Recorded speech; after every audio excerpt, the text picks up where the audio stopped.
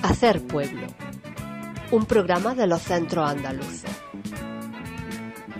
Desde aquí queremos dar voz a la cultura popular andaluza y a las luchas sociales de nuestra tierra como instrumento de liberación del pueblo trabajador andaluz. Hacer pueblo consciente y libre.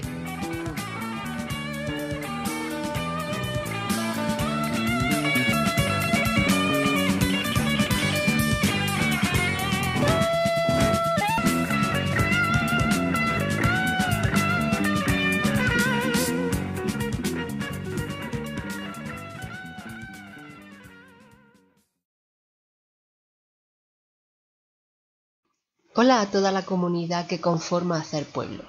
En esta ocasión, Hacer Pueblo se está coordinando desde el Centro Andaluz del Pueblo Javier Verdejo de Almería. Mariano, ¿qué nos vamos a encontrar en este número 7? Pues Eva, yo creo que en este número 7 te vas a encontrar tú y nuestros cada vez creo que más seguidores que tenemos en Hacer Pueblo, pues nos vamos a encontrar con un debate central muy interesante que va a ser en torno al feminismo y al feminismo andaluz, y en el que van a estar, creo que tengo entendido que tú misma vas a coordinar, y en el que van a estar 3 personas que yo creo que aportan bastante sobre el tema feminista. Son en concreto Isi Barrera por el CAF Félix Rivera de Huelva, Olaya Castro por el CAF, el Centro Andaluz del Pueblo Blas Infante de Granada, y Alicia BJ por el CAF Javier Verdejo de Almería. Ese va a ser el monográfico central de nuestro programa número 7 de hoy. Y luego también, con menos dedicación, menos tiempo, pero no menos importante también, va a haber una intervención del profesor Javier Pulido, en la que nos va a hablar cómo se encuentra la situación y cómo lo ve él, una interesante también reflexión importante sobre la situación de la educación ahora mismo en Andalucía. Los hijos que no tenemos, porque falló la memoria y se repite la historia, siempre caen los buenos y cunde la fobia. Mami, que yo no soy mala, que aquí los malos son ellos. Tú sabes que no me callo, me miran la cara y se tiran al cuello. Mami, que voy pa' la mani, que a lo mejor ya no vuelvo, porque ahora soy terrorista, si estoy sentadita gritando en el suelo. Mami, que nadie recuerda la guerra de mis abuelos, y obreros que se levantan lo llevan al matadero. Mami, que voy pa' la mani, que a lo mejor ya no vuelvo. Mami, que voy pa' la mani, que a lo mejor ya no. Hola a todas, estamos por fin en nuestra mesa feminista. En estos días de confinamiento, estas semanas, estos meses, dejamos pendiente la mesa feminista para hablar un poco sobre la situación que el COVID-19 estaba repercutiendo en nuestra sociedad, en nuestras vidas, en nuestras casas. Pero hoy tenemos a 3 compañeras, a Isi de Huelva, tenemos a Olaya desde Granada y Alicia BJ desde Almería. Vamos a compartir con ellas unos minutos y hablaremos sobre algunas cuestiones de feminismo. Hola a todas. Buenas chicas, gracias Eva por invitarme a esta mesa feminista para Hacer Pueblo. Esto es un honor para mí. Hola a todas y muchas gracias por invitarme en nombre del Centro Andaluz del Pueblo José Félix Rivera. Buenas tardes Eva y un saludo a las compañeras y agradecida también por estar aquí participando en Hacer Pueblo. Bueno, sin más dilación, vamos a comenzar con una pregunta como ¿qué entiendes por feminismo? ¿Hay un feminismo andaluz? Alicia, te toca. Bueno, pues es una pregunta un poco compleja, pero para mí, básicamente, el feminismo es la lucha que llevo por bandera. Eh, el feminismo es lo que me ha descubierto a mí hace unos años, que nada más llegar al mundo, eh, por el simple hecho y mi condición de mujer, miles de opresiones me atraviesan. Históricamente, mirando atrás, pues las mujeres hemos sido esclavizadas, hemos estado subyugadas a las paredes del hogar y al rol que no han querido imponer de criadora y de cuidadora, básicamente. Hemos sido y seguimos siendo moneda de cambio y estamos objetivizadas hasta el día de hoy por los hombres. Así que, en términos generales, para mí el feminismo es el movimiento social que día a día, a través de mujeres organizadas y de mujeres combativas, pues se lucha por la liberación de la mujer. Y para ello, pues destruir el sistema opresor patriarcal. Así que, bueno, aparte de esto, veo muy importante y necesario hablar concretamente de un feminismo andaluz en el contexto en el que vivimos. Porque hay que tener claro que ser mujer, ser andaluza y además ser trabajadora supone para nosotras una triple opresión. La mujer andaluza es un hecho, somos las más castigadas por el Estado español. Nos estigmatizan y nos folclorizan. Además, pues ocupamos los trabajos más precarios, desde limpiadoras y trabajadoras de ayuda a domicilio hasta jornaleras y envasadoras del campo andaluz. Además, tampoco entiendo un feminismo andaluz que excluya a nuestras compañeras inmigrantes y que no pelee igualmente contra pues, las opresiones racistas y machistas que viven el resto de mujeres de pueblos oprimidos. Así que, en términos generales, para resumir, para mí el feminismo andaluz tiene que ser antirracista, antifascista e interseccional. Y tiene que pelear pues, por una Andalucía libre y con mujeres libres. Muchas gracias, Alicia. Pasamos a ver qué nos cuenta Isi. Bueno, para mí el término feminismo tiene tres significados, como idea o como concepto, como línea de pensamiento ideológico o como movimiento sociopolítico. Para mí sería una mezcla de estos tres conceptos, o sea, sería para mí una lucha política para conseguir la igualdad de la mujer con el hombre, donde además existen diversas líneas en función del campo de aspecto en el que se considera más relevante esa igualdad, el ámbito económico, laboral, cultural, social, sexual, etcétera. En el caso del feminismo andaluz sería adaptar ese movimiento a la realidad histórica, territorial, cultural y material de Andalucía y del pueblo andaluz, colocando en el centro de la cuestión política a la mujer andaluza de clase obrera, la jornalera, la ama de casa, la mujer rural, con toda la problemática que ya de por sí arrastra el pueblo andaluz de pobreza, paro, negación de nuestras raíces, ridiculización de nuestra cultura, etcétera, donde la mujer andaluza evidentemente sufre esa doble discriminación por ser mujer y por ser andaluza. Gracias, Isi. Olaya. Bueno, yo siempre me gusta hablar de feminismos y no de feminismo, porque dentro del feminismo, de los feminismos, hay corrientes muy diversas. Bueno, aparte de todo lo que las definiciones teóricas que ya han dado mis compañeras Isi y Alicia, pues obviamente el feminismo es un movimiento político-social que lucha contra una estructura de explotación y opresión que es el patriarcado, ¿no? Pero claro, dentro de esa definición hay muchas maneras distintas de luchar y muchas veces enfrentadas ideológicamente. Pues está el ecofeminismo, el feminismo de la diferencia, el feminismo de la igualdad, el transfeminismo, el feminismo marxista, el feminismo radical, el libertario, los feminismos negros, en fin, los árabes, los feminismos indígenas, etcétera, ¿no? Entonces, dentro de ese panorama, y ahí respondo ya a la siguiente cuestión, desde hace unos 6, 7 años, pues empieza a generarse un discurso y una conciencia de la existencia o de la necesidad, digamos, de que el feminismo se nombre desde el territorio y en nuestro caso desde lo andaluz, ¿no? Entonces, yo creo que siempre ha habido un feminismo andaluz, o sea, siempre ha habido unas maneras de resistencia particulares y específicas de las mujeres andaluzas, al igual que siempre ha habido unas opresiones, digamos, específicas también de las mujeres andaluzas, ¿no? De esa triple opresión de la que hablaba Ali. Pero bueno, sí es verdad que desde hace 6, 7 años empiezan a generarse pues proyectos como Peineta Revuelta, La Poderío, como Vaya Yo Lo Encuentre, que son pues páginas web que están generando un contenido y están empezando a hacer que las mujeres andaluzas hablemos y pongamos sobre la mesa el tema del feminismo andaluz.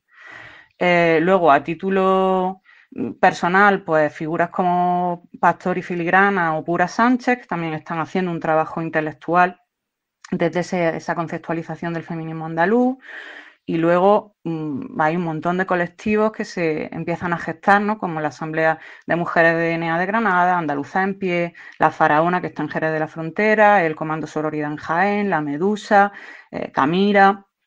Y luego tenemos también un montón de revistas, fanzines, pues como Labio Asesino, Salmorejo Majao, Lisístrata, etcétera. Entonces sí que hay en los últimos años tanto a nivel organizativo como a nivel de generación de un discurso y de un contenido intelectual, hay una inquietud por nombrarnos desde el territorio. Esto significa que asumimos y entendemos que en nuestro caso el ser andaluzas, como decía Isi, que implica también, como ya decía también Isi, el pertenecer a una determinada clase social, en la mayoría de los casos, ¿no? A clase trabajadora, pues que el ser clase trabajadora y el ser clase trabajadora andaluza y mujeres nos está determinando absolutamente.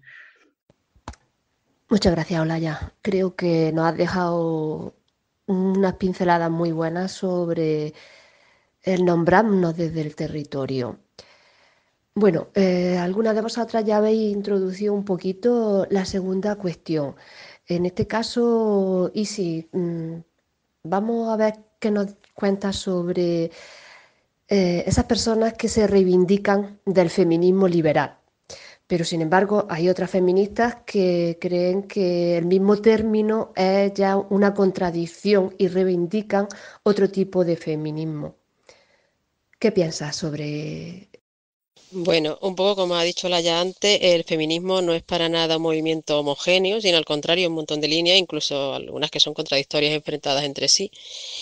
Entonces, el tema del feminismo liberal, un poco que comentas tú, bueno, desde mi punto de vista, claro que existe. Yo sí considero que existe el feminismo liberal y de hecho es una línea dentro del feminismo burgués. El feminismo burgués es el que yo considero que es el primer feminismo, digamos, el que se conoce como movimiento sociopolítico, ¿no?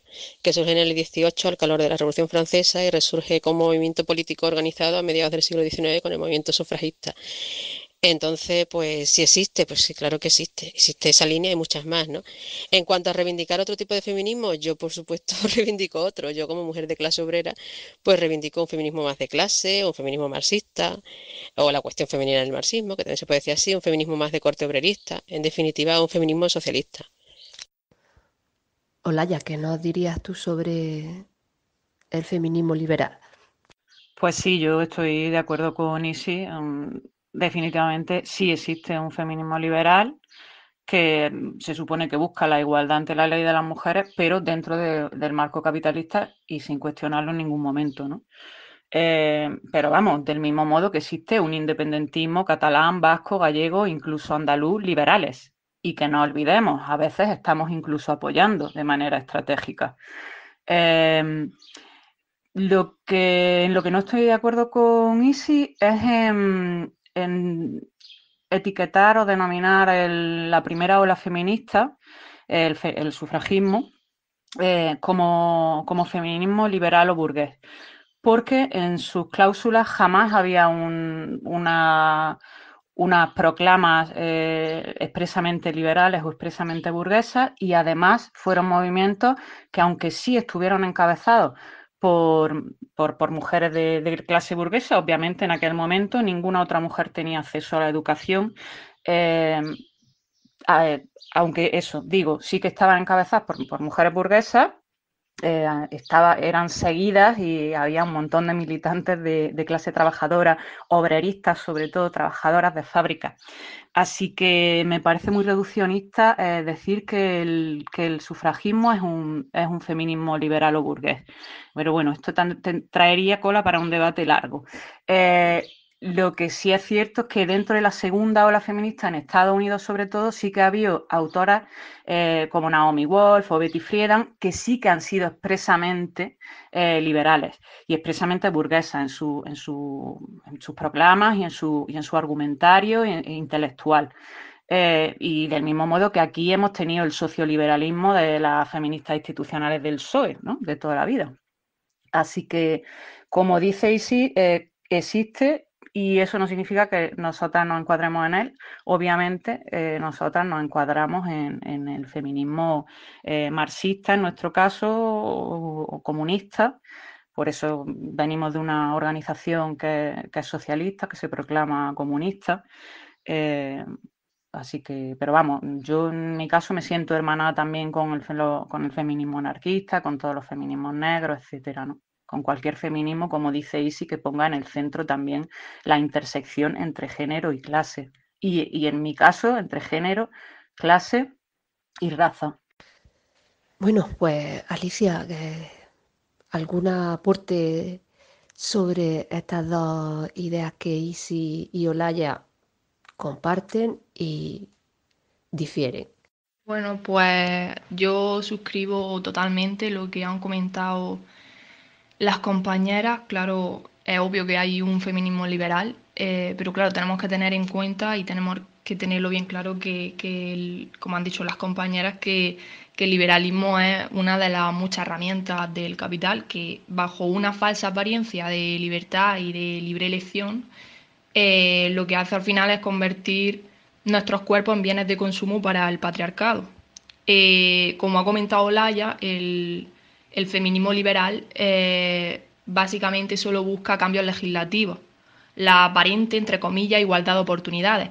Y no se plantea, no profundiza por qué las mujeres vivimos en una situación de desigualdad, no profundiza en los roles de género que nos han impuesto y no los combate. Así que, pues teniendo esto en cuenta, eh, para que un feminismo abarque la mayoría de opresiones que nos atraviesen y que nos atraviesan y para que busque realmente nuestra liberación, no puede quedarse en la defensa y en la emancipación de la mujer blanca y burguesa. Por eso yo el feminismo que defiendo, como es el que defienden mis compañeras, es el feminismo de clase, el que incluye a las compañeras trans, que son imprescindibles en la lucha, el anticapitalista y el feminismo antirracista. Bueno, Alicia, pues probablemente no se profundiza en los roles de género en el feminismo liberal porque no interesa, ¿no? Bueno, pues pasamos a otra cuestión. Podemos ver ahora mismo cuál sería el principal reto al que se enfrentan hoy las andaluzas. Eh, Olaya, ¿nos das tu punto de vista? ¿Qué te parece? Pues para mí el principal reto sería colocarnos en esa intersección género-territorio, nombrarnos desde ahí, ver cuáles son las opresiones específicas que padecemos y articular una lucha común en torno a ellas, digamos, ¿no? Sería pues tomar conciencia de la triple opresión que nos entrecruza y a partir de ahí generar un movimiento feminista revolucionario, que socave pues, todas las estructuras de poder que nos oprimen, o sea, el eje nacional y los ejes de género, clase y raza, que para mí son los 4 ejes de explotación o opresión principales. Desde ahí, pues construir un feminismo andaluz antirracista, anticapitalista, que por ejemplo, pues apueste por los vínculos, por las redes de solidaridad entre mujeres, que priorizara lo colectivo frente a lo individual, que ponga en el centro la vida y los cuidados en detrimento de la productividad capitalista, que reconozca la importancia de los saberes populares, de los saberes de la clase obrera, frente a la imposición de los saberes académicos, en fin. Queda muchísimo trabajo por hacer, pero sería el resumen ese, colocarnos ahí, en el territorio. ¿Alguna cuestión más? Y sí. Yo desde mi punto de vista considero que el principal reto al que se enfrenta la mujer andaluza actualmente es sin duda el tema del desempleo, el trabajo precario y la pobreza. Y cuando hablo de mujer andaluza también me refiero a mujeres que, o sea, una mujer migrante, o sea, cualquier persona que, vamos, cualquier mujer que realmente sea de clase obrera, ¿no? O sea que para mí ese es el principal, el tema del, sobre todo del trabajo precario más incluso, y el de la pobreza. Había una, por ahí tenía una frase de Blas Infante que decía algo así como la clase burguesa con sus hombres y con sus mujeres convierten a la mujer de clase proletaria en mulas de carga, ¿no? Y yo creo que por desgracia eso sigue existiendo. Entonces yo creo que desde nuestro punto de vista sería el principal factor a batir. Bueno, Alicia, ¿tú qué nos aportarías al tema? Yo estoy de acuerdo con las compañeras. Como ha dicho Laia, algo principal es que la mujer andaluza, perdón, tome conciencia de su triple opresión. Y como ha dicho Isi, hoy en día, teniendo en cuenta la situación que estamos viviendo, es evidente que uno de los mayores retos que se le presenta a la mujer andaluza va a ser soportar y sobrellevar la crisis económica, que si ya era grave antes de la pandemia, pues ahora todavía más con esto del coronavirus. Tenemos que tener en cuenta que Andalucía ha sido la comunidad en la que más ha subido el paro durante el estado de alarma dentro del Estado español. Y es que, como suele pasar, las andaluzas somos de las más castigadas del territorio. Así que lo único que nos queda es seguir luchando, como llevamos haciendo toda la vida, organizadas, día tras día y peleando juntas por nuestros derechos. Muchas gracias a todas. Y bueno, para no dilatar mucho el tema, eh, me gustaría que nos contarais una andaluza que sea para vosotras especialmente relevante. ¿Quién se atreve con ella? ¿Tú y sí? Venga, gracias. Sí, a ver, yo destacaría, bueno, así de forma reciente, yo destacaría a Pepa Flores como artista y como militante política comunista. Bueno, como artista recordar su interpretación como Mariana Pineda, por ejemplo, o sus discos de Perpetua denunciando la realidad de las cárceles, su denuncia del mundo, del submundo artístico franquista, ¿no? De la doble moral y demás. Entonces yo creo que es una digna, yo creo que es una digna representante del pueblo andaluz.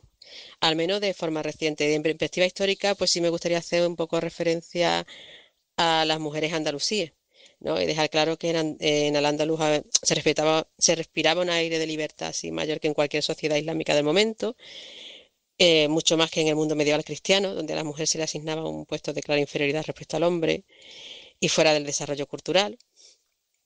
Y bueno, destacar un poco, no voy a enrollarme con los nombres porque eso sería mucho y me llevaría mucho tiempo, pero sí destacar que en Andalucía bueno, en Al-Ándalus había jurisconsultas, o sea, juristas, había propietarias, había poetisas, incluso médicos, y que tras la conquista cristiana todos estos derechos se perdieron y las mujeres andalusíes quedaron relegadas al papel de sumisas esposas dentro del hogar, como ocurría con las mujeres cristianas, y lo que fue mucho peor, muchas de ellas fueron hechas esclavas y siendo llevadas en gran cantidad a América para ser las criadas y servir a los conquistadores.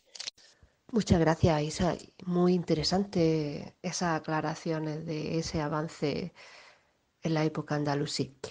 Olaya, ¿qué nos cuentas tú de tu andaluza o tu andaluza de referencia? Bueno, pues yo como la cabra tira al monte, pues voy a daros una listilla de mujeres poetas andaluzas y bueno, afines ideológicamente por una u otra razón. Pues desde Igualada o al Racutilla, que son poetas de Al-Ándalus, a María Zambrano, Julia Uceda y María Victoria Atencia, que son de la generación del 50, Juana Castro y Concha García, que son de la generación del 70, y luego entre las poetas más jóvenes, pues para mí Erika Martínez, Rosa Verbel, María Elena Higueruelo y María Sánchez son pues mujeres súper potentes poéticamente y políticamente. Alicia, ¿qué nos cuentas? Pues en mi opinión, como pienso que toda forma de arte, y entre ellas la canción, son armas de transformación social y mueven masas, pues quizá por mi edad y por la época, una andaluza que para mí es una de las feministas que más me animan a seguir día tras día en la lucha, es la poetisa y rapera cordobesa Gata Katana.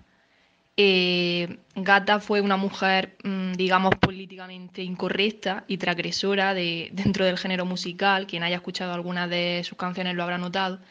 Y sus canciones pues estaban cargadas de reivindicación política y feminista, y la visión que daba ella de su tierra, de Andalucía, y esos ritmos electrónicos y flamencos pues me dan fuerza para salir a la calle a manifestarme y luchar por lo mío, que es lo nuestro.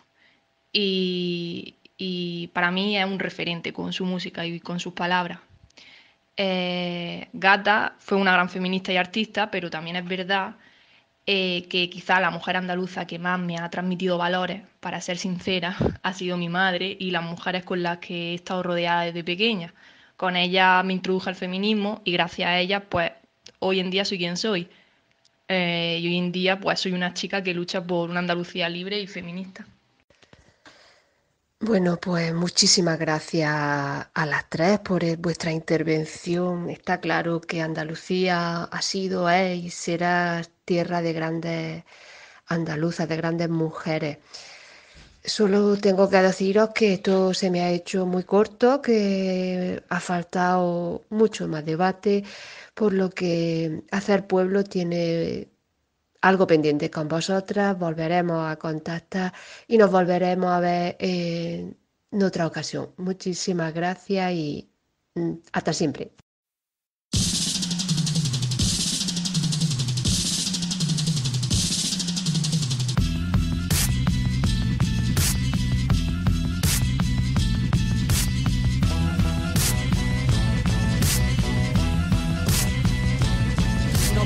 Lo que queréis, tenerlo claro. Son siglos arrastrando las cadenas por el fango. Caeréis de los caballos, azadas en las manos. Haremos algo digno con la tierra que trabajamos. Se acabó el letargo de mantillas y peinetas, el horizonte negro y el llanto amargo de la saeta. Ya no somos los bufones de la corte, los palmeros con arte, el pasatiempo del norte por un bajo importe. La risota, la carta que convierte nuestro ridículo en vuestro deporte. No somos el chiste ni la chanza que tú imitas en tu serie favorita.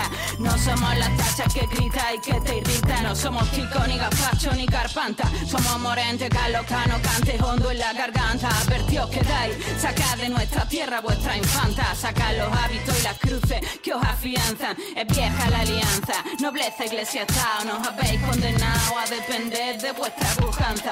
Queremos lanzas y venganza, libertad sin pagar fianza. Equilibrar la balanza.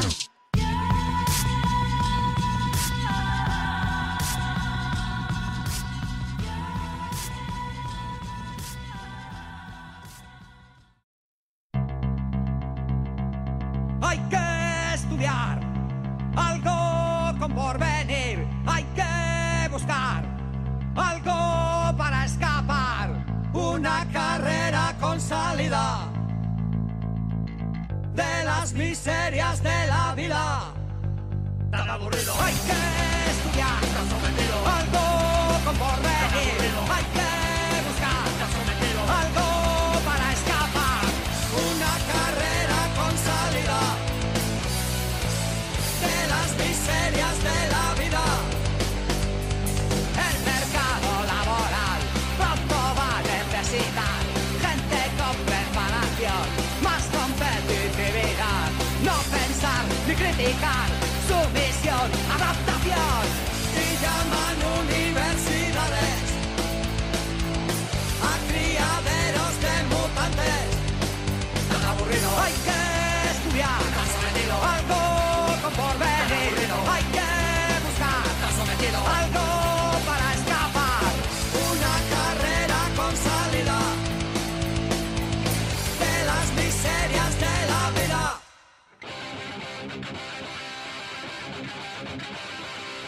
Hoy la mafia empresarial decidió tu bienestar, un esclavo de nivel, presto de un ordenador, tu corazón es sometido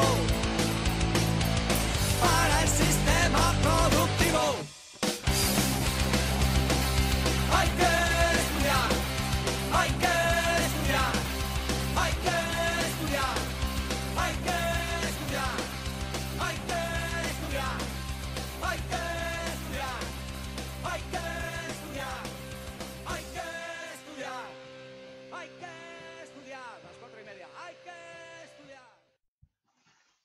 están sometidos.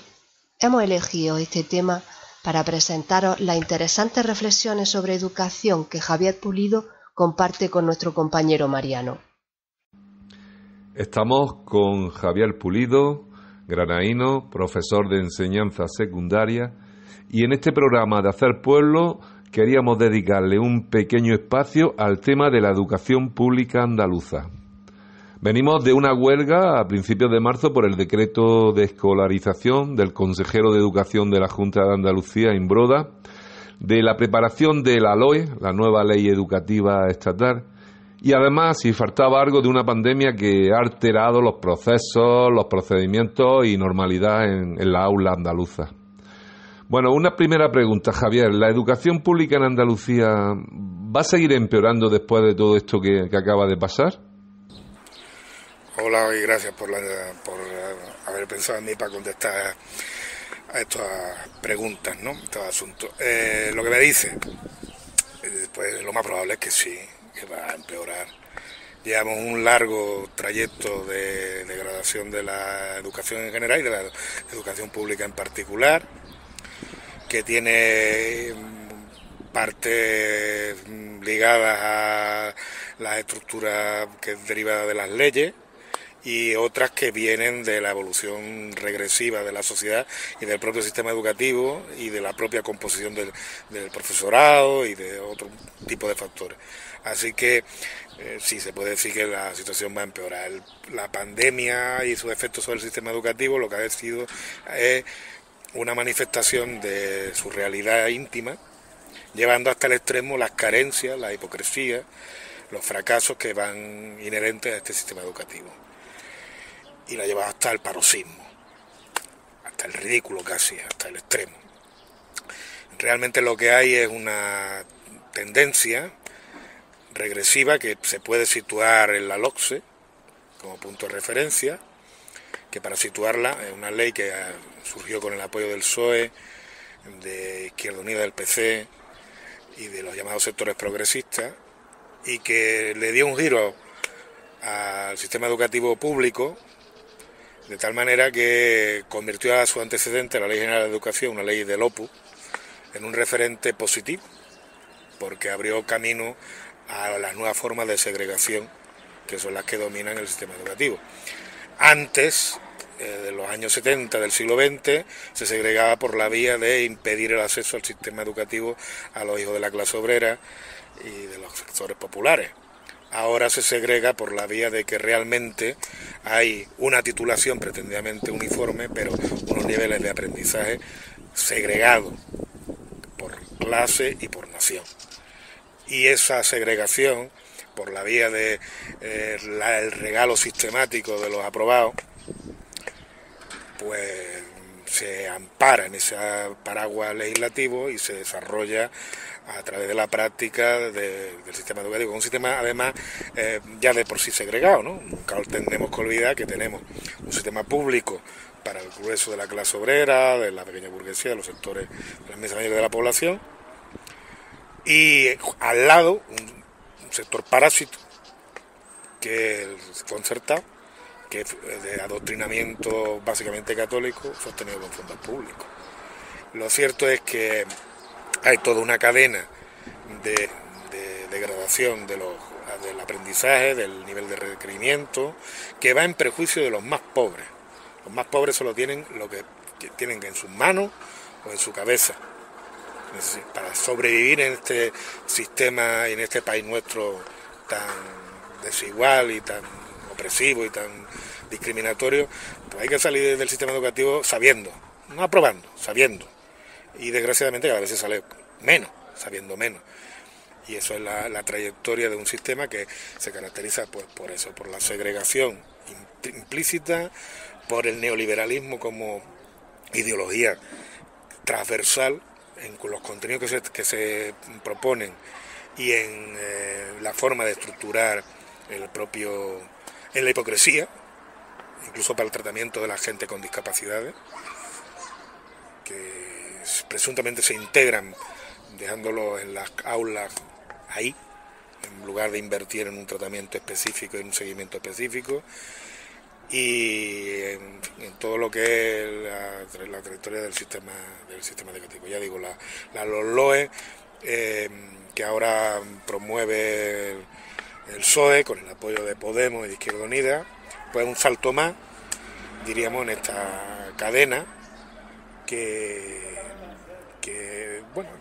marca ese pequeño matiz de diferencia entre las dos caras del régimen, ¿no? El sector progre tiende a intentar tapar la realidad por la vía del aprobado cuasi general, y el sector reaccionario pues pretendía remarcar, diríamos, para promover sus negocios particulares en el sistema educativo, esa diferenciación, y que además, pues ya en el aspecto específicamente nacional, pues está pensado para dejar a los andaluces en su sitio, que ya sabemos cuál es, que ya sabemos cuál es. Los andaluces no existen, porque Andalucía no existe como un complemento, como un añadido, como un epílogo.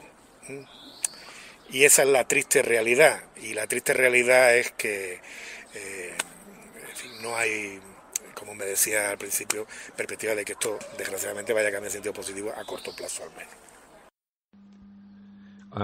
Javier, desde tu experiencia como trabajador del sector, que llevas ya muchos años en contacto con otras compañeras y compañeros y con la necesaria cotidianidad con muchos trabajadores que están a pie de tajo, ¿cuáles crees tú que son los principales problemas a los que se enfrentan hoy día las trabajadoras y trabajadores docentes en Andalucía? Uno de ellos es la precariedad. Hay una parte importante y la jerarquización interna, ¿no? La precariedad de los interinos, los profesores, profesorados interinos. Otro deriva del contexto nacional, ¿no? Andalucía es un país dependiente, un país sobreexplotado, y en este contexto un trabajo como el de la enseñanza es visto como uno de los mejores trabajos posibles. Entonces, esto provoca multitud de reacciones, ¿no? Reacciones de satisfacción por quien consigue, después de dura lucha, amarrarse a un puesto de estas características, o sobrevivir en él, o por lo menos conseguir que no te expulsen, y una adaptación a las normas, funcionamiento y prioridades del sistema educativo. Porque el sistema educativo, lógicamente, no solamente a través de la inspección educativa, sino a través de multitud de mecanismos cotidianos, se protege a sí mismo, genera anticuerpos contra todo aquello que pueda realmente ponerlo en cuestión, no desde el punto de vista del discurso este progre vacío, de yayoflauta, no de yayoflauta, sino de las cosas realmente operativas, ¿no? Entonces, todo eso pues obliga prácticamente a un aprendizaje también, o sea, a trabajar en la clandestinidad. Los docentes que quieren cambiar y contribuir en lo que creen que pueden al aprendizaje de sus alumnos, tienen que saber, pues primero aplicar siempre y tener prevista la cobertura legal de todo y cada de las cosas que hacen.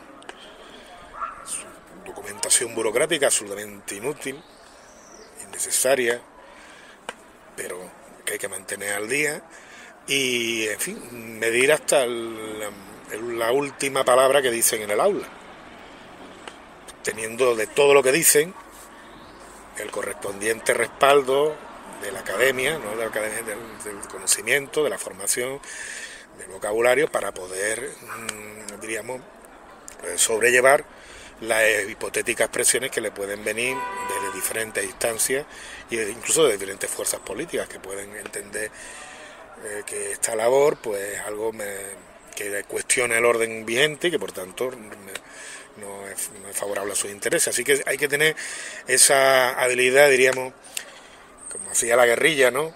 La guerrilla utilizaba básicamente las armas del adversario y las volvía en su contra, partiendo de una situación de debilidad. Bueno, pues esa es la tarea que tiene el docente, claro. Esa necesaria tarea, porque también está claro que el sistema educativo es un punto de conflicto estratégico. Está la juventud, está el futuro del país. están los andaluces y las andaluzas de mañana, están ahí. Y desgraciadamente la prueba, los resultados electorales últimos, es la evidencia de quién va ganando en esa batalla. Desde luego no estamos ganando los andaluces en esa batalla. Hemos hablado un poco del presente, de cómo ves tú, cómo se posiciona la educación pública en esta realidad. A pesar de esta perspectiva que yo creo que compartimos muchas y muchos de pesimismo respecto a la realidad actual del sistema educativo. Para cerrar esta entrevista, Javier, quería preguntarte si hay espacio, hay margen para hacer de la educación pública una herramienta de liberación de la juventud andaluza y de la clase trabajadora andaluza. ¿Tú crees que hay intersticios por los que poder colarse un rayo de luz? Hay posibilidades desde el punto de vista, como he dicho anteriormente, que es un espacio de conflicto.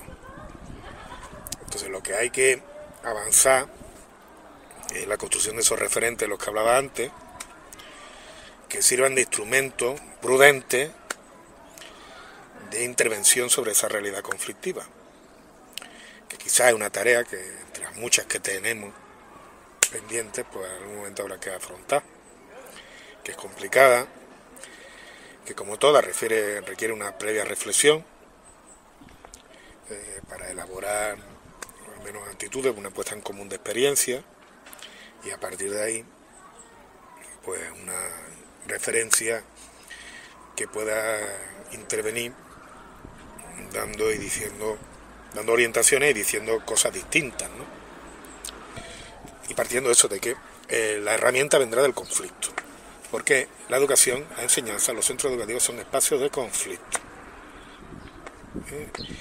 donde la fuerza la tienen ellos, pero son espacios de conflicto y donde hay que aspirar que en un momento la fuerza la tengamos nosotros, pero eso es complicado, pero esa es la tarea, yo creo, y en fin, habrá que hacer en algún momento algo de eso y en su momento quizás hasta ponerle nombre, para articular esto que va más allá de lo sindical, porque está claro que para la emancipación nacional siempre lo ha sido, en todas las naciones sometidas siempre ha ocurrido, en los temas de la educación, la cultura, han sido temas clave y estratégicos. Entonces el movimiento nacionalista andaluz, el independentismo andaluz, no puede estar ausente de ese terreno de conflicto. Y en lo posible, sin prisa pero sin pausa, pues disponerse a introducirse, a aprender de experiencias desarrolladas, a tener en cuenta nuestra realidad, pero a no abandonar este terreno de avance, que además sería fundamental incluso para progresar en la renovación de las propias filas del independentismo y del nacionalismo de liberación andaluz, en mi opinión. Muchas gracias, Javier, por haber compartido este momento y estas reflexiones con nosotras aquí en el programa Hacer Pueblo. Y nada, solo decirte que te invitamos a participar en próximos números. Lo dicho, gracias y saludos. Pues muchas gracias por la invitación y siempre la reflexión y la crítica siempre son lo peor que puede haber, el desinterés o el olvido, Así que el debate siempre es positivo y muchas gracias por haberme dejado participar aportando lo que pueda.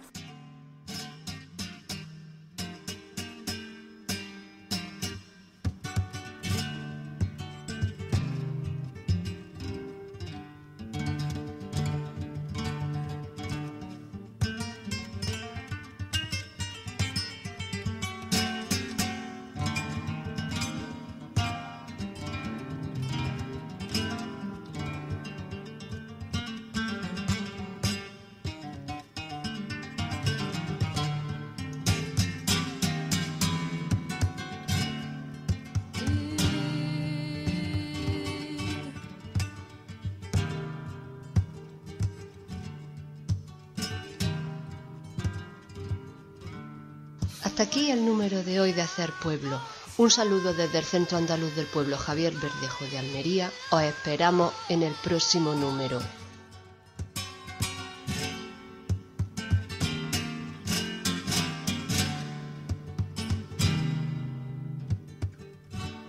Sueña, conserva y la